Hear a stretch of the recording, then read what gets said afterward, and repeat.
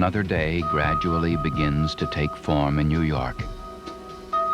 And all over the city, millions of people start the daily process of living. In Brooklyn, a schoolboy sits down to breakfast. In Staten Island, a secretary has her breakfast against the background of New York Harbor. In Upper Manhattan, a house painter buys a newspaper on his way to the subway. And on the Lower East Side, a storekeeper opens for business. Another day gradually begins to take form in New York. And all over the city, millions of people start to produce the unavoidable byproduct of this daily process of living: refuse. And all the while, a small group of some 7,000 sanitation men start to remove the 34 million pounds of refuse discarded. Every single day, 34 million pounds of things that no one wants around anymore. Things that at best are distasteful, or at worst, a health or fire hazard. 34 million pounds. 7,000 sandmen, each one lifting and carrying nearly 3 tons of our daily discards during every work shift. You've seen them time and time again in your own neighborhoods. But did you ever stop to think about what they're really like? And what kind of men take on a job that is always demanding, often unpleasant, and sometimes hazardous? All sandmen must pass a rigorous physical capabilities test, medical as well as civil service exam. They undergo nearly a month of special training on the use of sanitation equipment and safety procedures, as well as the specific techniques involved. Only then are they ready to go out onto the trucks and into the streets to tackle the 34 million pounds of problems that face our city daily. And for 8 hours of the day, they are sandmen, with all of the problems, frustrations, and public misunderstanding that go with the job.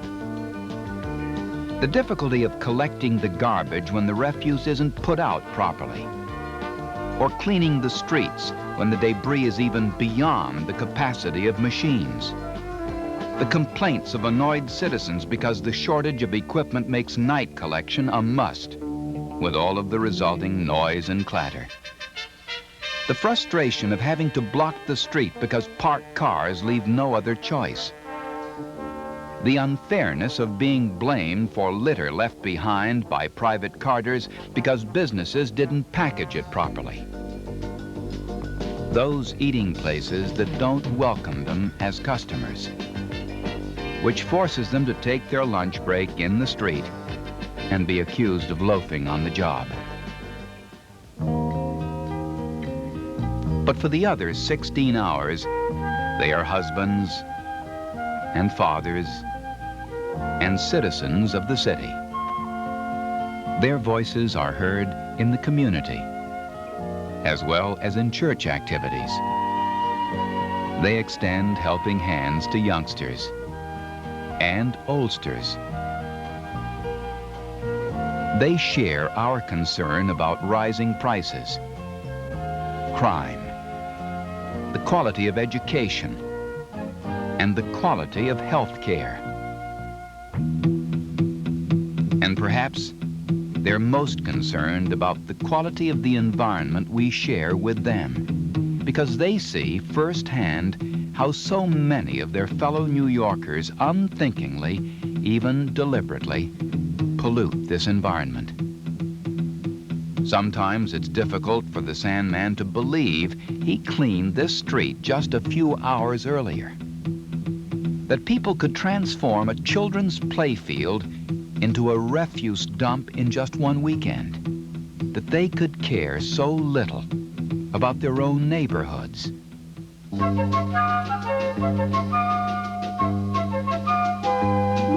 But then again, Sandmen also see the positive things that some New Yorkers do. The block and merchants associations that conduct clean sweeps of their neighborhoods. And the volunteers that turn refuse-covered vacant lots into mini parks and flower gardens.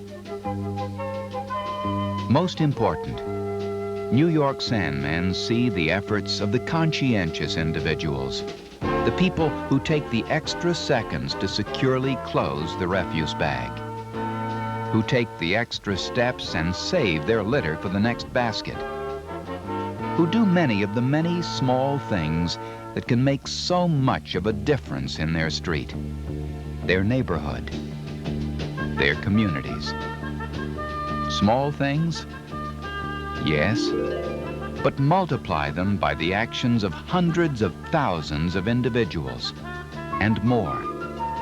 Multiply them by days and weeks and months. The cumulative effort could have a far-reaching effect, not only on the way our city looks, but on the way people feel about it as a place to live and work, even on our overall quality of life.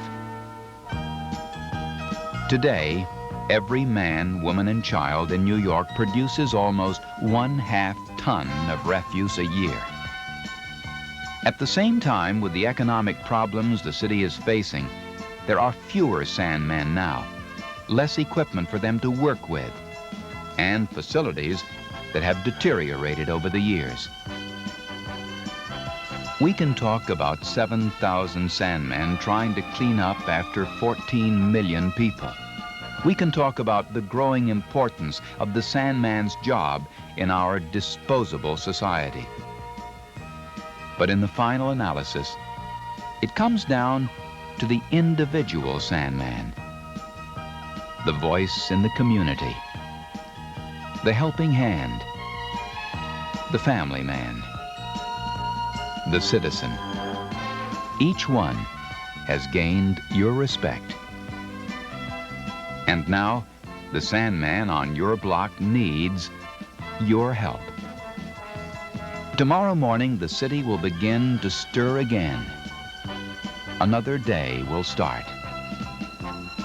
And so will another 34 million pounds of problems.